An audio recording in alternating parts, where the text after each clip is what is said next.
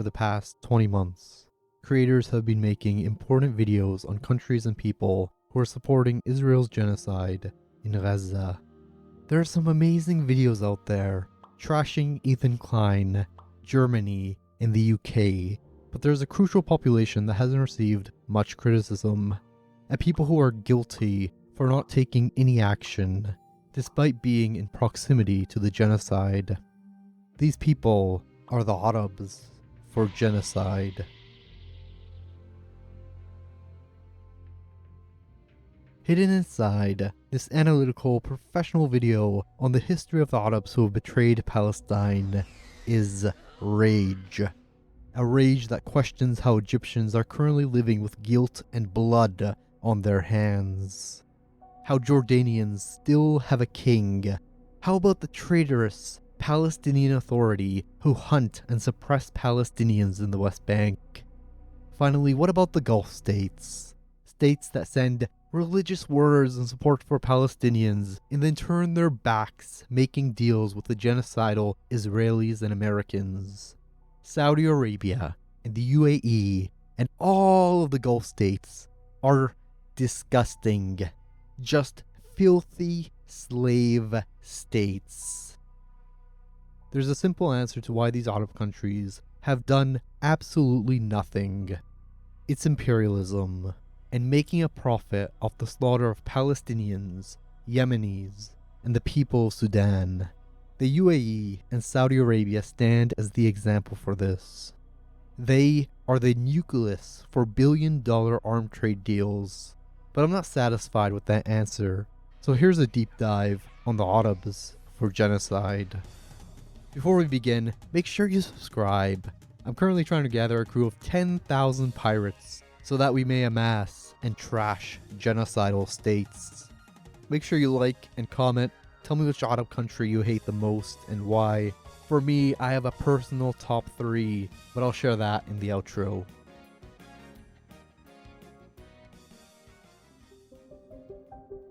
Let's start with a hot take.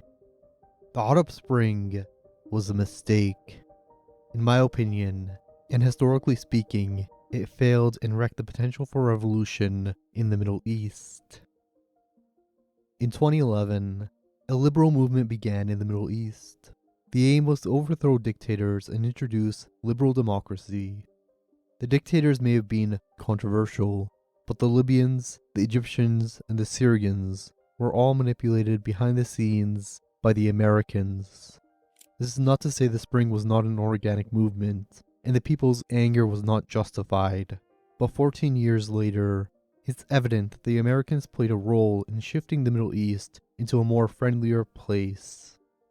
Libya was utterly wrecked and ravaged by the Americans. The destabilization lingers today, and it allowed the UAE to slither in. Egypt had hope, but the democracy was instantly crushed by the Americans and Israeli-backed Abdul Fattah al-Sisi, and Syria fell into ruins in December 2024 with a now friendly, bootlicking, ISIS-run, free Syria.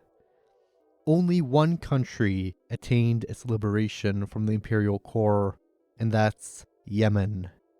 Yemen ousted its brutal, slave-run government, but the war for liberation continued as the UAE and Saudi Arabia waged a savage war against Yemen to dismantle and slaughter law with the aim of expanding their empires. But they failed. Looking back at the 2011 Spring, one can understand why only Yemen, resistance groups in Iraq and Lebanon, were able to spring into action and help Palestinians in Gaza. The majority of the Middle East is sadly dominated by the imperial core. Its people's soul for resistance had been utterly crushed after the Arab Spring, and most importantly, these Arab rulers prioritize profit. They don't care about the amount of bodies. Their actions pile up. Most Arabs try and rationalize this lack of action by proclaiming that the Arabs are weak, that if Egypt stopped the genocide, it would be destroyed. But the Arabs are not weak. Egypt is not weak. It's just led by a coward who actively suppresses any support for Palestine. On the other hand, the wealthy Arabs are also not weak, and rather have used the Abraham Accords to strengthen their military arsenals. But there's a catch. The catch is they have to be more friendly with Israel and wage wars that benefit American and Israeli empire. The UAE and Saudi Arabia give America billions of dollars so they can use American and Israeli-made weapons on the people of Yemen and Sudan. The wealthy Arabs are trying to mimic European and American imperialism, but they won't succeed. The countries and resistance groups who have aided Palestine also don't only do it because there's a religious incentive. It's a clear anti-imperialist stance. To be anti-Israel means to be anti-American and Arabian Empire. Yemen, Hezbollah, and the resistance groups in Iraq have what other Arab countries lack: courage. An example of the complete opposite can be seen in the fake-ass country Jordan. Jordan was the first Arab country to bend the knee to Zionism, and they were the first to collaborate with them. So let's trash Jordan first.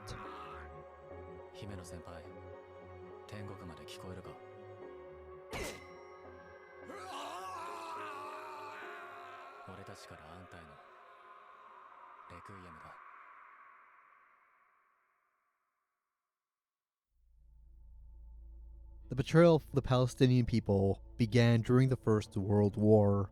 The Hashemites of Mecca on paper may have opposed the Balfour Declaration, but they foolishly believed Britain would just hand over the Middle East to them. They were in fact promised. What the Hashemites of Mecca desired was an empire that spanned from Mecca to Syria and Iraq. The idea was each royal son would rule over a kingdom. Faisal would get Syria, Abdullah would get Iraq, and they didn't really think about Palestine. Maybe the dad got Palestine? I don't know. A simple plan that was instantly foiled when the French seized Syria for themselves, ousting King Faisal, driving his brother Abdullah to march with an army to aid his brother. He was stopped by the British and was given Jordan. Although these mighty monarchs, thought for a moment they had the Middle East to themselves, they were in reality puppets, fake rulers. Churchill and Lawrence of Arabia formulated a plan to use the Hashemites to suppress any anti-colonial and anti-Zionist sentiments. Like, I was being serious when I said Jordan is a fake-ass British-made country.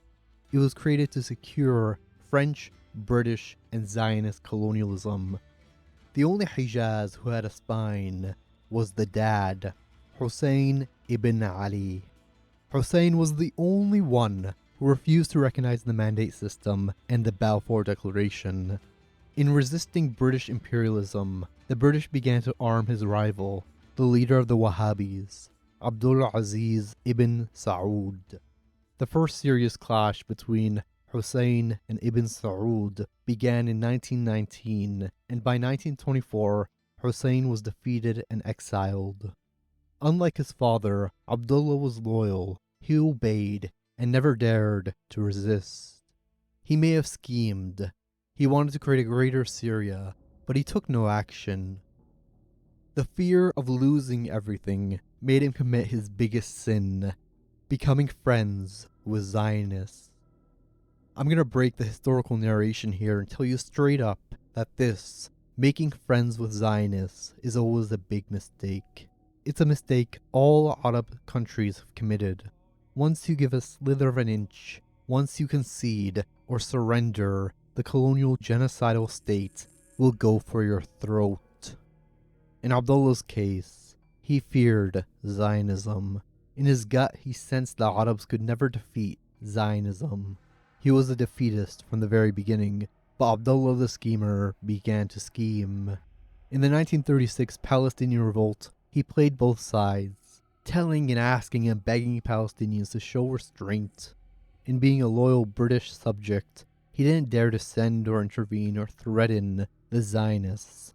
He just sat there, watching on the sidelines, wanting to please all sides, trying to find a way to attain a greater Syria. In 1938, things changed. Abdullah saw his chance to expand his nation with partition. All Abdullah really cared about was his kingdom. He didn't care about Palestinians. He didn't care about an independent, Zionist-free Palestine. Rather, he thought his country would do better with a Zionist ally, and thus he started to have secret talks with Zionist settlers.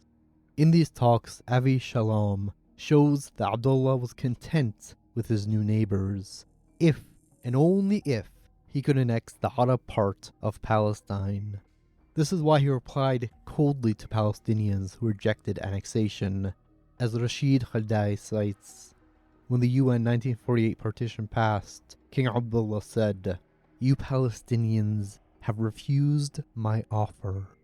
You deserve what happens to you." Part of the reason the 1948 effort to liberate Palestine failed was because Jordan, the most powerful player, didn't ever want Palestine to be liberated and independent. Abdullah was extremely loyal to his British masters. He refused to intervene before the British mandate ended, leaving Palestinians unprotected to the initial massacres. Iraq back then was one of the real ones. They wanted to be in Palestine as soon as possible, but Abdullah foolishly refused Iraq entry until the mandate ended. The realities of Deir Yassin, the reality that Zionists would continue their brutal, unrestrained terrorism against Palestinians, pushed Abdullah to finally intervene, but again, he was a selfish fool. Abdullah refused to fight as a unified army, and although he was the most cautious, he didn't even try to assess how strong the Zionists were, or coordinate a real plan. The Arab countries at the time just did whatever, and in the background, Abdullah dreamed of having the Palestinian part all to himself. It's why Abdullah agreed to peace. Peace is such a disgusting word in this context. How can you have peace with genocidal people? People who ethnically cleansed, murdered, massacred, and raped Palestinians. Abdullah's cooperation, or idea of coexistence, is the definition of a good colonized Arab. It's why Israelis remember Abdullah fondly. Zionists are like, he wasn't like those other barbaric Arabs. He wasn't like those barbaric Palestinians who to this day refuse to concede, who deny the existence of the Jewish state. Abdullah, the first king of Jordan, was a traitor, and he deserved to be assassinated. This long historical prelude explains Jordan's brutality against Palestinians, like Black September. The Palestinian resistance in the 1950s and 60s had every right to fight and try to overthrow King Hussein. Hussein, like his father, was a puppet, a man who obeyed Israeli and British wishes. He was a brutal man who imprisoned, tortured, and killed Palestinian resistance fighters. Jordan from then on continues to play the role Churchill and Lawrence of Arabia assigned them, to interfere and sabotage anti-colonial and anti-Zionist resistance. And the people of Jordan, those who worship the monarchy, might say, "Yeah, but didn't Jordan welcome Palestinian refugees? Isn't that good?" Jordan welcoming Palestinians, giving them homes and camps, is the least the state could have done. Jordan is a twisted, collaborative state who first tried to annex Palestinian land, and when that failed, they used displaced Palestinians for labor. Jordan needed those displaced Palestinians to survive, and to this day, the state still exists because it leeches off the USA and Israel. To those Jordanians watching, if you're in support of the Palestinian cause, of Palestinian liberation, if you want to see Palestine liberated, overthrow your king and choke Israel economically.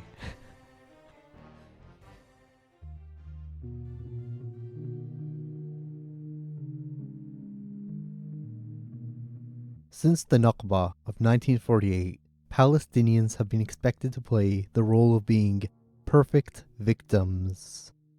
After millions of Palestinians were ethnically cleansed, massacred, terrorized, and forced out of their land, the UN placed them in camps.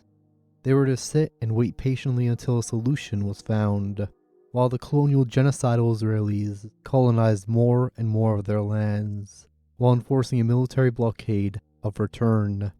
In having Palestinians in camps, Israel hoped for two things. First, Palestinians would simply integrate into their host country since they were Arab. Second, the temporal state, the division of the Palestinian people, would pacify any future resistance to the settler colony. As the poet Muhammad al-Kurd stresses, in the eyes of the West, Palestinians must be, at all times, perfect victims. They must simply accept the death, the crimes, the genocide, and show no resistance. The hopes of the Israelis did not come into fruition. It was in the camps of Gaza, Syria, Jordan, and Lebanon where resistance was born, a resistance tied to the political plight of Palestine. The Nakba generation and those born in the camps began to lose hope that Palestine could be liberated by other Arab countries. Thus, Palestinian resistance was necessary. This is not to say Egypt and Syria were cowards like Jordan, but it seems like they never intended on liberating Palestine. And it's not the best excuse, but both states prioritized defense from Israel, realizing the American-backed colony was out for expansion. In 1956, for example, Jamal Abdel Nasser's Egypt came under attack by British, French, and Israeli forces because Nasser wanted to nationalize the Suez Canal. Israel, being a colonial dog, bared its fangs against refugees in Gaza, committing massacres wherever it went. Israel in 1956 was set on expanding into this and that, but the British and the French were stopped by the UN, and Jamal Abdel Nasser attained victory. النهارده اما بيشتمونا طب ما احنا نقدر نشتمهم واحنا جريدنا ما تقدرش تشتم ملكة بريطانيا ولا رئيس وزراء بريطانيا ممكن قوي ما انتوا شتمتوهم هنا كتبت لهم ايه على الحيطه في بورسعيد احنا فاكرين الكلام بنجيب لهم الكلام اللي على الحيطه ونطلعه لهم قلت لهم يور كينج ايه. The 1967 Six-Day War is often told by Western and Israeli historians as Arab aggression, when in reality Egypt prepared its military because they were notified that Israel was planning on invading Syria to expand north, and Nasser refused to allow that to happen. What resulted was an attack on Syria, Egypt, and the West Bank, an expansion of the colony. Gaza took the brunt of it all, as it was placed under Israeli military rule, and a broken bones policy was put in place. But Palestinians have to be the perfect victims. They should have just sat there as they watched their fathers and brothers, arms and legs and bones, get crushed year after year. Right? Right? No, fuck Israel. Fuck Israel forever, man. Fuck Israel until it fucking dies. You know, like fuck it. After the 1967 defeat, Nasser sadly resigned, and Syria did not dare to take back the Golan Heights. Palestinians saw armed resistance as necessary, and so the PLO, the PFLP, and the DFLP were formed. From 1967 to the siege of Beirut of 1987, the PLO and Fatah, led by Yasser Arafat, was a legitimate and globally recognized resistance group. Arafat received recognition from Algeria and South Africa, but Fatah would surrender its armed struggle in 1987. The invasion and siege of Beirut is a brutal chapter in Lebanese history. Although the death is not comparable to the Gaza genocide, Israeli tactics are similar. They committed brutal and deadly massacres by allying with Lebanese terrorists, and then choked the resistance with a siege, forcing them into submission. In the present, people and states have been calling for Hamas and the resistance groups in Gaza to surrender their arms. That peace can only be reached if the resistance is pacified, but it's a lie. It's historically false. Arafat surrendered. He made peace with Israel, made peace with the settler colony that has brutalized Palestinian and Lebanese people. He recognized the existence of Israel, recognized and legitimized the settler genocidal colony in the hopes of ruling a Palestinian state. In my view, Fatah, since the beginning, wanted to be the only party to rule and govern Palestine, but in bowing down to the genocidal state, in surrendering arms, America and Israel killed any hope for a two-state solution. The two-state solution is a liberal Zionist myth. It was never going to happen. Israel would never allow it to happen. Arafat, after the Oslo Accords, thought he gained a slither of independence, but Israel continued to expand past the Green Line, building military settlements and displacing Palestinians while they were negotiating. In the present, Fatah, the Palestinian Authority, are colonized Palestinians. I've met some in real life. You've probably seen one go on the H3 show or read a book written by one. These Palestinians are disgusting traitors who work with or on behalf of Israel. They share lies and believe that peace can only be achieved if only Palestinians surrender and behave. Armed resistance? That's barbaric. Palestinians must behave. They must be good. If the Palestinian is good, if they behave themselves, maybe Israel and America will reward them with a state or rights. Another tactic they use is to blame everything on Palestinians. They either deny the Nakba or blame Palestinians for the Nakba.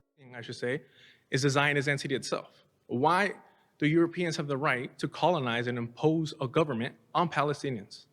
Why? Well, I would say that we should ask that to the King of Jordan at the time. He's not here, unfortunately. At the time, we should ask the Arab armies that came to liberate the Palestinian people. Why didn't they defeat the Zionists? And ended up facilitating part of the Nakba by asking folks, my mom... So you're blaming the Nakba on the Arab countries? The same goes for the 77 years of genocide. Every act of resistance, big or small, gets criticized, condoned, and condemned. Somdeep Sen relates the Palestinian Authority to Fanon's framing of the colonized. They side with their colonizers to attain whiteness. In that light, they say, look at us. We are good. We are well behaved. We are unlike the Palestinians in Gaza, and thus the Palestinians in Gaza deserve their fate. Those who support Fatah and the Palestinian Authority show it not only in their words, but also in their actions. The Palestinian Authority was trained by American and Zionist anti-terrorist forces. They work for Israel in policing the West Bank, suppressing any Palestinian resistance. They aid the genocidal settler colonial state by kidnapping Palestinian children and women. For Palestinians, it's extremely frustrating. Somdeep, in his time in Gaza, interviewed an activist who expressed his frustrations, saying, "We, Palestinians, are fighting two enemies, Israel and the Palestinian Authority." Small edit here.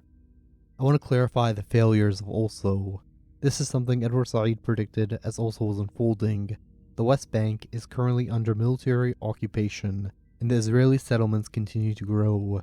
With these settlements comes raids, kidnappings, extreme, inhumane violence, and terrorism. Palestinians in the West Bank cannot travel. They have to go through checkpoints. It's an apartheid police state. And yet these Abu Mazins have the audacity to condemn resistance, to police the already military-occupied West Bank. Muhammad al-Kurd calls this defanging.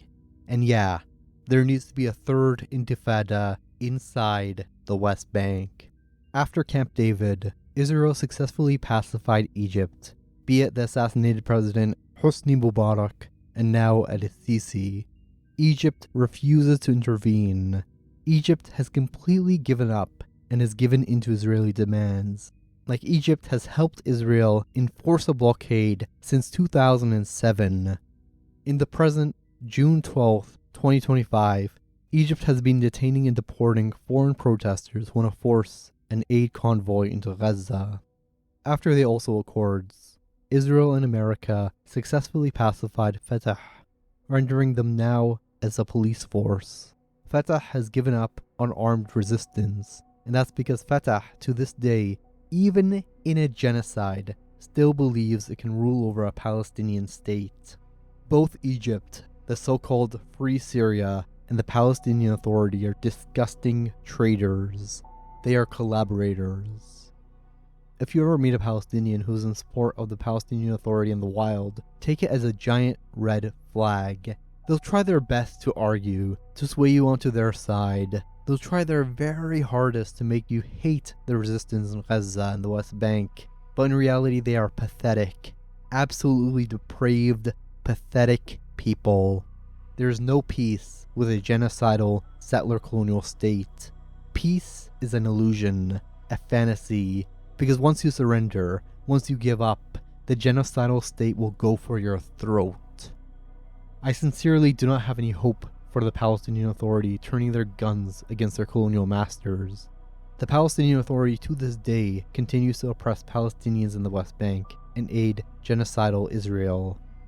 I do have a message for those who support a two-state solution. To the raider of Ramallah, Hila Klein, the genocide supporter, Ethan Klein, to the colonized token, Fuad, and the spineless Rashid Khadai.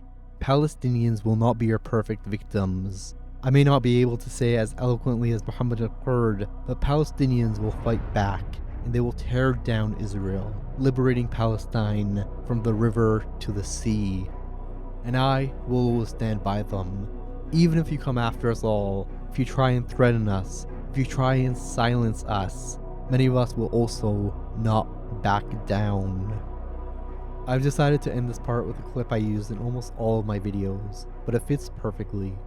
Ghassan Kanafani here, in this interview, is talking generally about Palestinian resistance, but it relates to the fall of Fatah and why Palestinians continue to resist.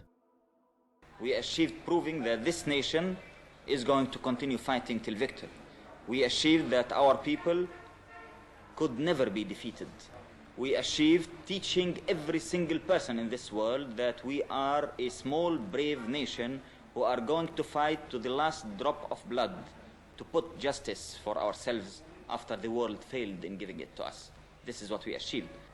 Why won't your organization engage in peace talks with the Israelis?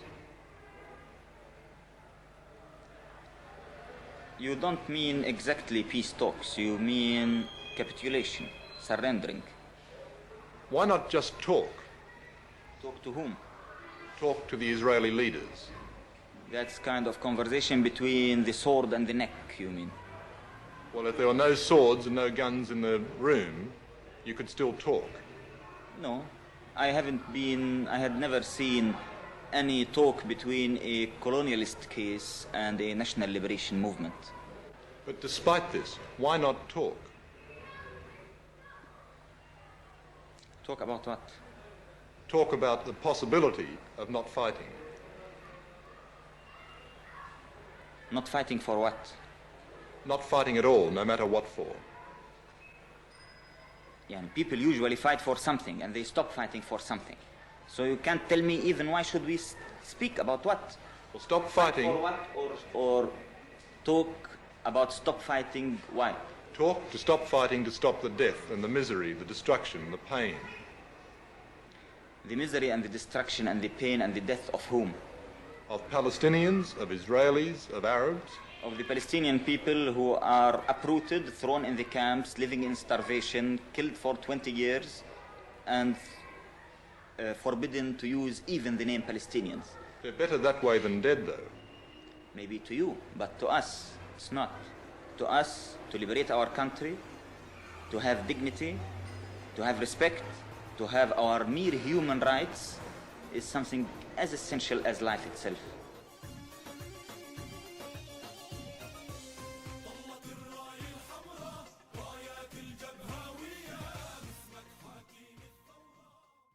Ghassan Kanafani's assessment of why the 1936 Palestinian revolt failed still stands.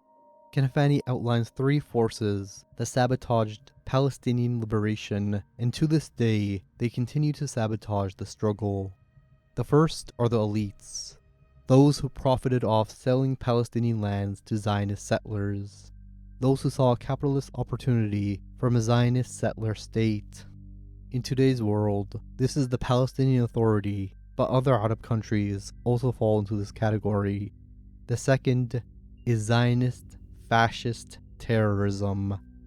If you're interested in this, I highly recommend my other videos on Palestine and Thomas Suarez's book, State of Terror. The third is imperialism. Kanafani understood that Zionism can only survive with the backing of the British and the United States of America. Thus, the struggle for the liberation of Palestine did not only affect Palestinians, but all corners of the earth, including the United States of America. George Habash, Leila Khalid, and Ghassan Kanafani arrived at the conclusion that Israel is vital for American empire and American imperial plans in the Middle East, but their conclusion can be stretched to other Arab states who are for empire. Saudi Arabia and the slave states in the Gulf are prime examples. Saudi Arabia alone could have ended this genocide in the first month if it cut all oil to America and Israel. Saudi Arabia has done this once in the past, as King Faisal was the only monarch who had a spine. He was assassinated for his disobedience. Since 1973, no monarch has ever stood up to American empire, and rather a transactional relationship was born. Saudi gives the Americans billions of dollars for weapons and defense. The Americans and Israelis receive normalization. The weapons Saudi buys, and still buys, does not go towards fighting Israel. It goes towards fighting Yemen, which, to this day, Saudi has failed to extend its empire and has the desert area of southern Yemen under occupation. The UAE and the Gulf states are similar. The UAE allied with Saudi to seize and occupy parts of Yemen, but its empirical aims are in Africa, where they are currently committing a genocide in Sudan. Unlike Saudi, who has tried to invade Yemen with their own military, the UAE uses mercenaries to do their dirty work. They have hired Zionists, American war criminals, and the Sudanese RSF to invade Yemen, but they all failed. Since April 2023, the RSF, with the backing of the UAE, has been committing a genocide in Sudan with Israeli and American weapons. Since these slave states have no morals and are for empire, they are easily bought by America. The UAE is the most heinous, since it has drawn itself closer and closer to the genocidal state, and the UAE has become a tourist hotspot for war criminals, for Israelis who've murdered and killed and massacred Palestinians. Something I missed when I made my video on Sudan is that the UAE shouldn't exist. It has no right to exist. It's a settler colony like Israel that is occupying Omani land, so inshallah in our lifetimes we shall see its collapse. Outside of these Arab countries are those on the periphery who are still fueling Israel. You have Turkey, Jordan, and Egypt, who fuel the genocidal state with oil and gas, when they could easily enforce a blockade. And then you have the new Free Syria. I want to save Syria for another video, but the new terrorist-run Syria resembles the government of Lebanon, Jordan, and Egypt. They are completely pacified. The new Syrian government let Israel bomb their military infrastructure that was there initially to defend Syria from Israeli attacks, and then let Syria invade and expand into Syrian lands. Did Jolani fight back? Did he do anything? Did he show a sliver of resistance? No, he didn't. Of course he didn't. He instead directed his troops to attack non-Sunni Muslims and resistance groups in Syria and Lebanon. The new Syrian president is a tool for American and Israeli empire. In behaving, in being good, America lifts sanctions. Syria's role now is to sabotage the resistance supply line while allowing forces of empire to take control of Syrian lands and resources.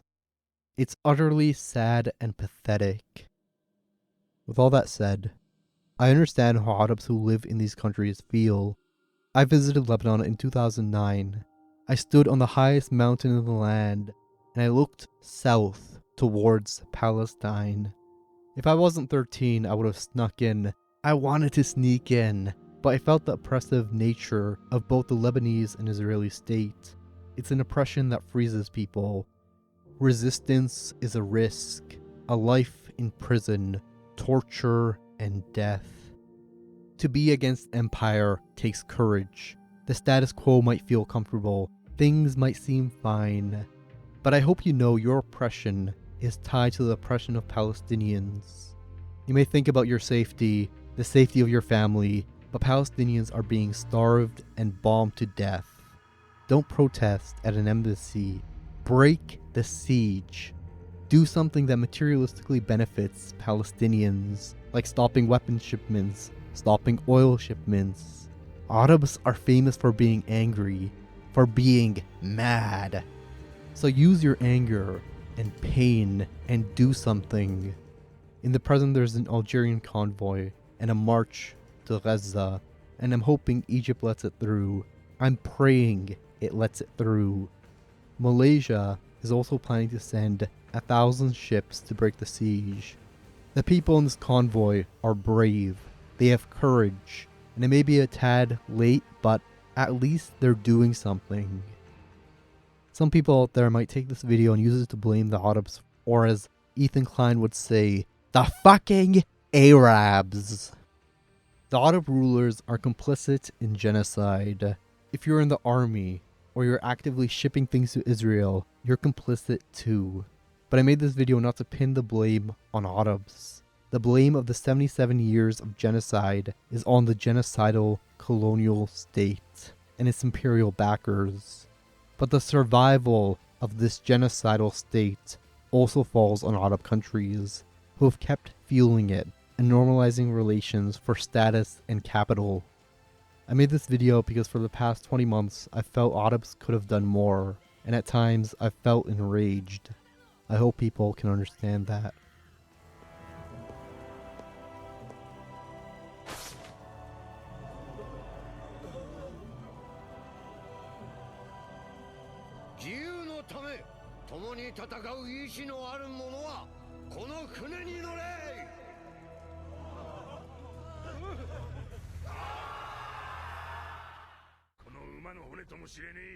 In the present moment, a long-believed myth is shattering. A myth some Arabs have taken to heart. That Israel, the genocidal colonial state, is invincible. It's not. For the past 77 years, most Arab countries have been silent, and so have their people. Massacres of Palestinians still shakes them, but their subordinate governments have done well to quell unrest. And yet some Arab countries continue to shatter both the silence and are steadfast in their resistance. Yemen has always stood with Palestine, and in 2023 they committed themselves since day one. They lead as an example, and the Yemeni people have shown tremendous bravery and courage. They've sacrificed much and are still fighting alongside Palestinians. Yemen, this tiny little country, has stood up to America, the UK, France, the UAE, and Saudi Arabia. To the Egyptians, the Syrians, and the Jordanians, be like Yemen. نقول لكل أولئك الأعداء وكل من تحالفوا مع الضعيف الأمريكي نقول لهم إن بحرنا الأحمر سيزداد احمرارا من دمائكم فمن أراد منكم أن يطلع على جهنم فليأتي إلى بحرنا الأحمر وتهددوننا بالحرب أيها الأغبياء أو ما علمتم أن أهل الحرب أنتم عندما تهددوننا بالحرب أنتم كمن يهدد مريضا بالعافية تعالوا واحشدوا جيوشكم وشداد آفاقكم فالويل لكم الويل يا من جاء يبغي ذلنا The Lebanese and Iraqi resistance have also contributed and have sacrificed much. When my village was under bombardment, I was fearful, but at the same time, I can say with pride that my people, the Lebanese people, have bled for Palestine, and we fought back. But none are like Palestinians. Not the Palestinians who seek peace with their colonizers, not the Abu Mazins of the world, but those who have kept the 77-year struggle for liberation alive. Palestinians in the 1960s may have decided that it was up to them. They may have thought at the time that they were alone. But Palestine is no longer alone, and the utter collapse of Israel is nearing. Zionism will die. To those Arabs who are still silent, who believe their prayers are enough, how can you live and pray and eat and sleep knowing Palestinians are suffering? How can you be silent when in Islam you're a witness to a great injustice? Either you say something or you take action. Take a stand. Show me that you're not a bunch of cowards, scared of a bunch of child killers. I'm not gonna pray. I'm gonna take action, and I hope others do too.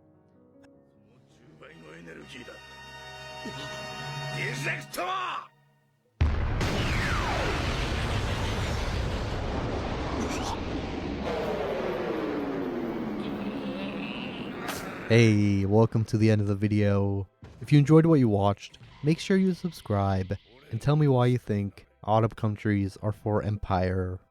We have officially surpassed 8,000 subscribers, and I just want to say thank you from the bottom of my heart, from the depths of my heart. Thank you. Thank you so much. And thank you to Turb. Like I was working on this video, I was writing and editing and researching, and I finished the audio, and I was starting to edit this video officially, and I saw that we surpassed 8,000, and I was like, when did this happen? Why is this happening right now? And yeah, I found out that Turb shared some of my videos, and yeah, welcome to the crew. Welcome to Lost Futures for those thousands of people who've joined the crew. We take on genocidal states, slave states. We talk about anime. But if you're thinking about supporting this channel on Patreon, please give that money to the people who are suffering in Gaza and in Sudan. They need it more than me, so yeah. I've also read some comments calling my video slideshows, and yeah, they're highly researched slideshows with a script, with One Piece clips, and that's my style. I'm proud. I am proud of what I make. I'm proud of my Palestine video. I'm proud of my liberal Zionism video. I'm proud of my One Piece videos. I'm proud of my Sudan video. I'm proud of the Doomerism video. What else? I'm I'm not proud about Attack on Titan, okay? Like, I know I could have done better with those videos. I know my voice sounds weird. I know I speak weird in those videos. And yeah, the earlier videos, oof, those are really rough. I can't even watch them, like. Some people in the comments of the Sudan video disagreed with me, saying, the UAE isn't a slave state. It's not doing imperialism. My friends, there's a reason why I cite Walter Rodney in the Sudan video. It's because he explains the essence of imperialism. What the UAE is doing is neo-imperialism. It's the American style of imperialism. You go into a country with the premise of saving or helping them, fund a bunch of random ass war criminal mercenaries, and extract the wealth, and then you dip. And with that wealth, the wealth the UAE acquires, you can have your slaves build Disney World UAE. That's how it works, right? That's how this works. Anyways, my top 3 hated Arab countries are the United Arab Emirates, obviously, the new Free Syria, and I gotta say either Saudi or Jordan. It depends on the day, like if I'm feeling it, it's Saudi. I also feel like I didn't end this video with a motivational anime speech. So for the people out there who are giving into despair, people who've lost faith in the Ummah or the human race, all I gotta say is to have courage. Believe in Allah. Believe in yourself. And don't leave the people of Palestine, the people of Sudan, alone. Don't let them suffer alone. Fear is the weapon of the enemy. Fight it and take action.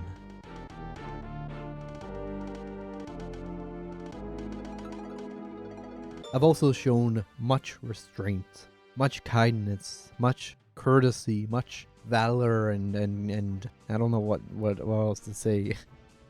But King Abdullah II is such a loser. Dude is like this meme. Man never attempts to stop Israel when it bombs Syria, Lebanon, and Gaza. But when resistance groups in Iraq or Iran try and bomb the genocidal state, he legit throws everything to stop them. It's like, dude, what are you doing? Dude, what are you getting out of this? Just stop.